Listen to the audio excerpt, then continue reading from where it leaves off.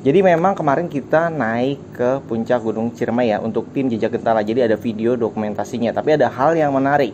Di saat kita sampai di puncak ternyata ada penampakan. Saya tidak langsung menceritakan sama teman-teman karena sebenarnya saya takut ya gitu.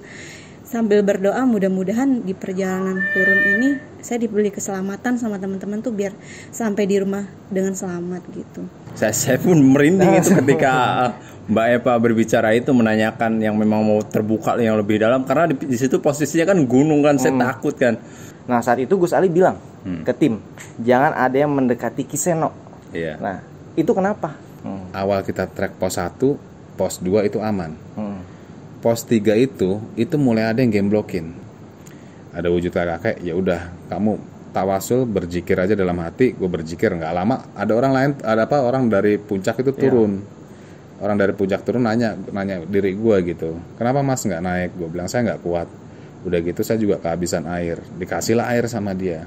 Tapi sebelah sananya itu, sebelah kiri ke sana itu ada kerajaan gaib. Di saat perwujudan itu terjadi sebenarnya mereka itu menyambut atau bagaimana Ki?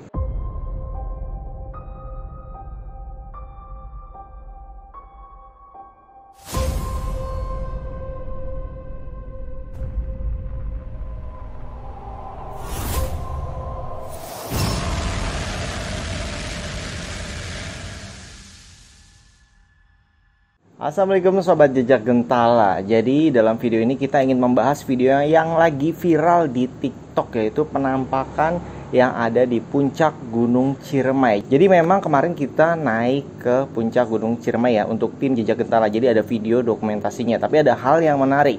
Di saat kita sampai di puncak ternyata ada penampakan. Dan di samping saya ada Eva yang merekam langsung kejadian tersebut. Jadi langsung aja kita tanyakan ke narasumbernya. Oke, silahkan dijelaskan Mbak Eva apa yang terjadi di atas sana. Ini kan sebelumnya kita naik bertujuh ya. Kebetulan waktu itu Kiseno itu hampir nggak jadi mau naik ya. Karena waktu di Gua Walet, Kiseno itu mengalami perutnya mual. Tiba-tiba dia bilang dia udah nggak sanggup ke sana. Kebetulan juga air minum kita itu tinggal setengah. Terus alhamdulillahnya kita berlima berhasil naik tuh. Dan di situ masya Allah banget nggak ada orang di atas, hanya kita aja, bener-bener kita aja, semuanya kosong gitu.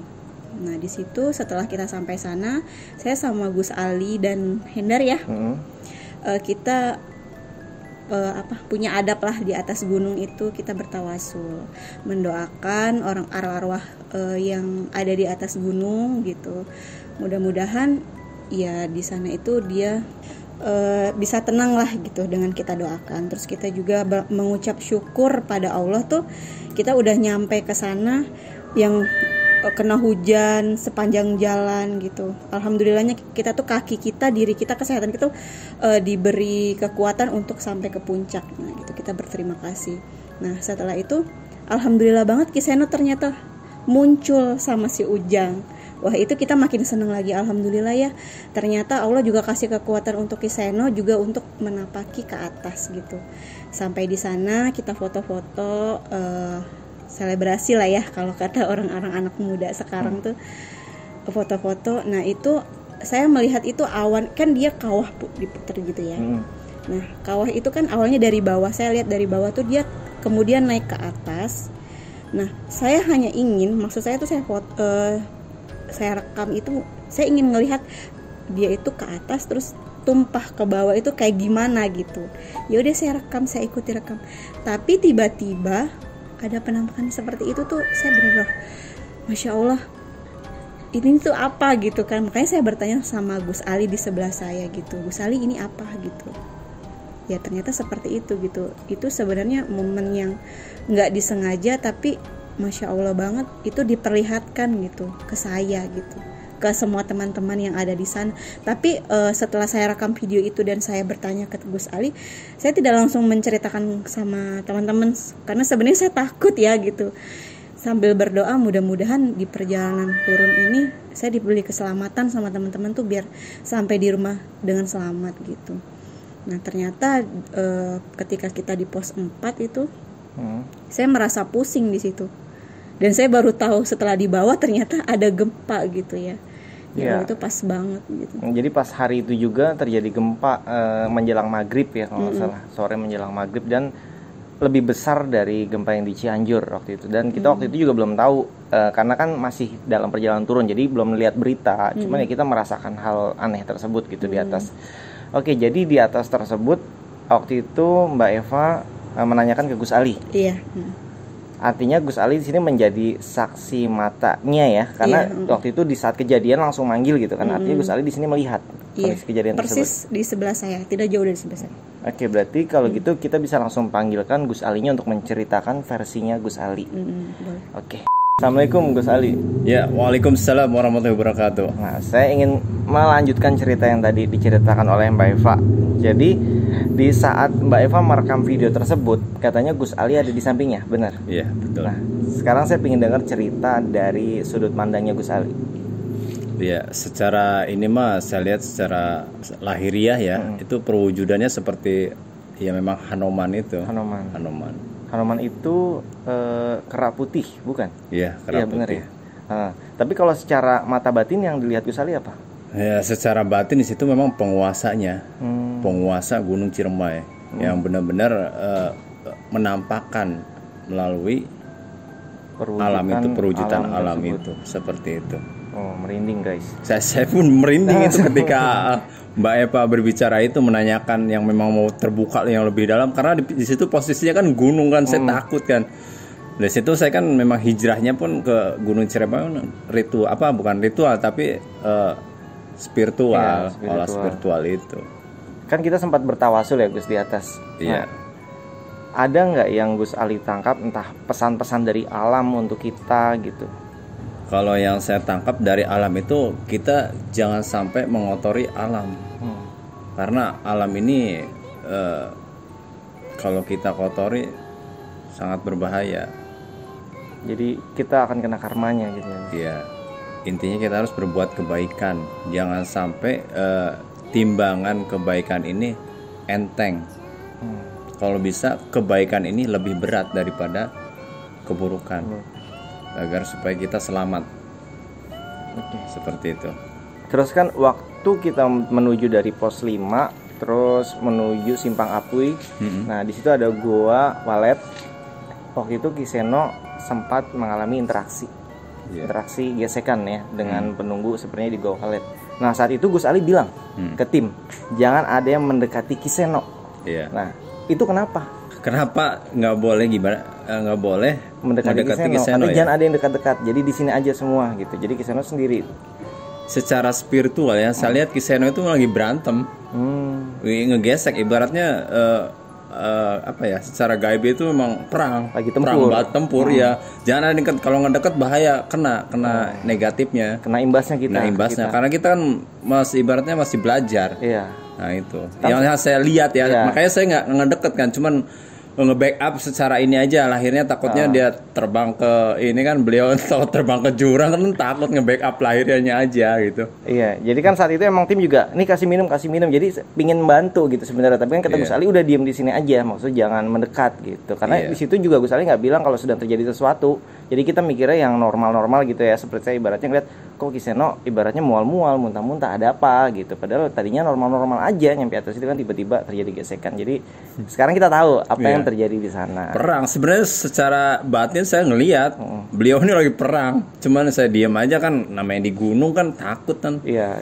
Saya udah baca doa aja, apa yang saya bisa, apa yang saya yakinin sama Allah bahwa beliau ini akan baik-baik aja dan aman gitu. Dia alhamdulillah beliau bisa ngatasin semua dengan sendirinya. Oke, itu kan dari sudut pandang Gus Ali. Sepertinya saya ingin mendengar ceritanya langsung dari beliau. Boleh. Kisenonya. Oke, terima kasih ya Gus Ali. Sama-sama. Oke. Saya pamit ya. Oke. Assalamualaikum. Waalaikumsalam. Assalamualaikum Kiseno. Waalaikumsalam warahmatullahi wabarakatuh.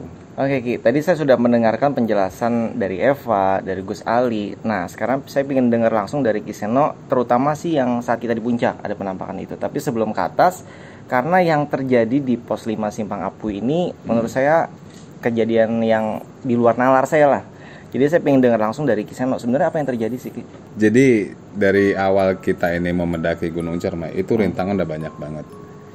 rintangan banyak banget, interaksi banyak, godaannya juga banyak. Jadi posisi kita ini waktu itu posisi dari Depok sampai ke daerah Apui itu kita belum tidur sama sekali. Terus kita melakukan trek untuk sampai ke pos 5 tadinya. Tapi di perjalanan trek ini hujan dari jam 9 sampai jam 3 sore itu kan. Jam 3 sore. Sebenarnya banyak dari yang gue lihat. Awal kita trek pos 1, pos 2 itu aman. Pos 3 itu mulai ada yang gemblokin. Di tas ada yang gemblokin. Pertama itu di badan Sherly. Dari badan Sherly pindah ke badan si Wiwi, ke tas Wiwi. Terus terakhir itu ke tasnya Eva.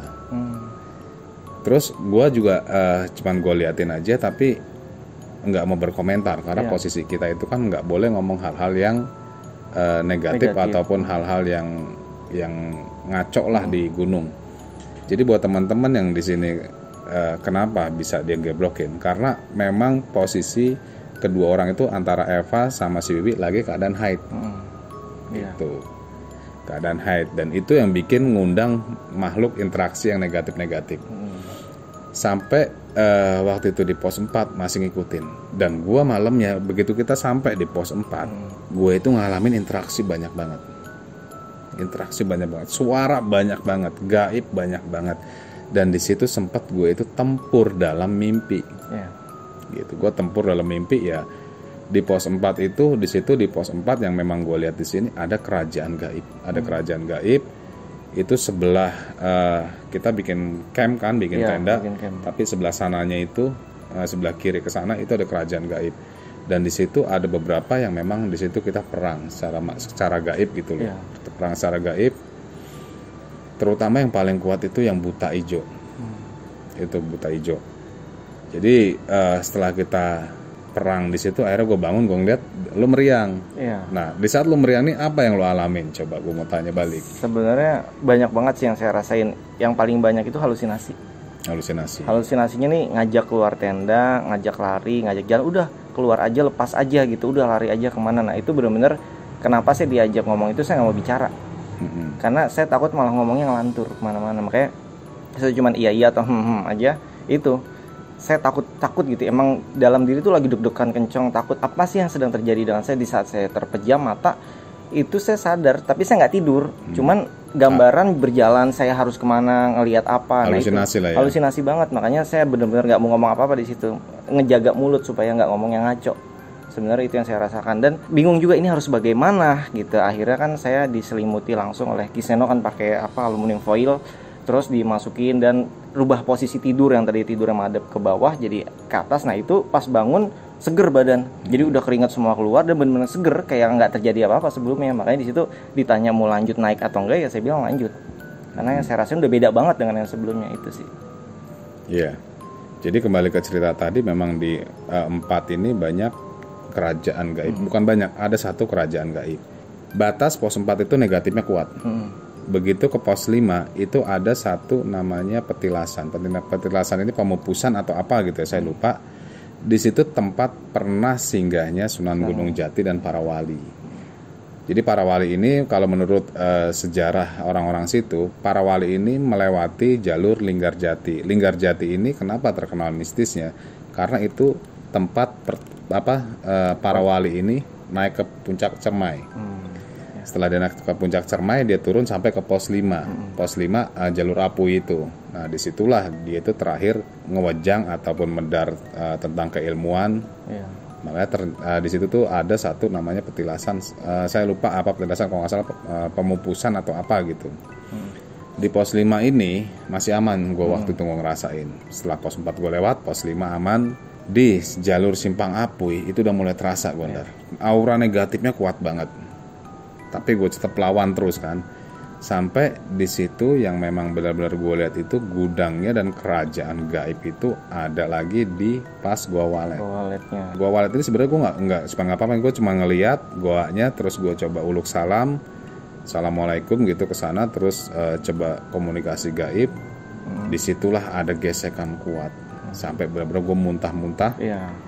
Jadi bukan arti saya nantang, enggak. Saya uluk salam tuh artinya kita tuh bertawasul ngirimkan Al-Fatihah buat yang ada di goa itu, karena kita nggak tahu goa itu bekas pertapaan siapa, wali atau siapakah, tapi di situ negatifnya kuat banget. Akhirnya gue mau sampai lewatin goa Walet, ada serangan yang memang gue nggak siap diserang dari belakang. Itu wujudnya itu ya tinggi besar hitam berbulu gitu. Dari situ dia serang gue dari belakang, ya itulah gue ngalamin interaksi kuat, muntah-muntah sampai mau pingsan gitu. Jadi di situ gue sama Ujang cukup lumayan lama kan, waktu lo naik ke puncak kan. Gue bilang tinggal aja, ya udah gue di sini sama Ujang nunggu, kalau mau muncak aja. Di situ gue bertawasul lama. Nah di situ gue ngeliat ada wujud kakek-kakek. Ada wujud kakek, ya udah kamu tawasul berzikir aja dalam hati. Gue berzikir, nggak lama ada orang dari puncak itu turun. Orang dari puncak turun nanya diri gue gitu, kenapa mas nggak naik? Gue bilang saya nggak kuat. Udah gitu saya juga kehabisan air. Dikasihlah air sama dia. Air dikasih, badan udah mulai enak tuh. Air dikasihlah korma tuh sama pendaki yang baru turun. Dan akhirnya gue coba korma 1, ada tenaga. Akhirnya gue kejar ke puncak. Nah, dari puncak ini, batas dari penguasa puncak ini, setelah kita itu melewati Goa Walet sekitar 100 meter, baru itu mulai dari kerajaan-kerajaan yang putih. Jadi udah beda penguasa. Beda tahapan, beda penguasa. Dan disitulah mulai badan enak. Udah negatifnya agak hilang, baru gue muncak ngejar lo itu. Dan sampai di puncak itu, gue lihat tuh lagi bertawasul kan. Sama Agus Ali lagi bertawasul, gue coba tawasulan lagi, dan itu ya datang nggak lama si Eva videoin, turunlah itu perwujudan itu dari awan itu. Itu sebenarnya kalau misalkan dibilang perwujudan sih ya memang perwujudan, cuman ngebentuknya itu dari awan. Dari awan. Nah, menurut Kiseno itu di saat perwujudan itu terjadi sebenarnya mereka itu menyambut atau bagaimana Ki? Menyambut. Oh, menyambut. Kita disambut langsung. Iya, kita disambut langsung. Karena nggak semua orang bisa dapat momen itu. Jadi kita itu disambut langsung karena apa? Kita ini bertawasul, niat tujuan kita baik, kita tidak merusak alam, kita tidak ngomong sompra, kita di situ datang bertawasul, mengirimkan suratul Fatihah untuk para wali, untuk para ses, wahada, dan yang Prabu Siliwangi yang ada di situ. Dan itu nggak lama itu Eva, di saat Eva mau video itu kita udah mau turun loh. Kita mau turun, sempat gue bilang Eva turun, nanti Ki ada mau ngamerain awan. Nah itu awan itu berubah jadi tiba-tiba wujud gitu. Ya fenomena alamnya. Oke, mungkin bagi sobat Jejak Gentala yang belum nonton video kita mendaki ke Gunung Cermai, bisa simak videonya, nanti linknya ada di deskripsi video atau simak video sebelumnya ya. Oke, saya ucapkan terima kasih yang sudah nonton video ini. Jangan lupa di like, subscribe, komen, dan share. Dan ceritakan juga pengalaman teman-teman yang sudah pernah ke Gunung Cermai di kolom komentar. Oke, sampai di sini aja videonya. Sampai jumpa kembali. Salam sobat Jejak Gentala. Wassalamualaikum warahmatullahi wabarakatuh. Waalaikumsalam warahmatullahi wabarakatuh.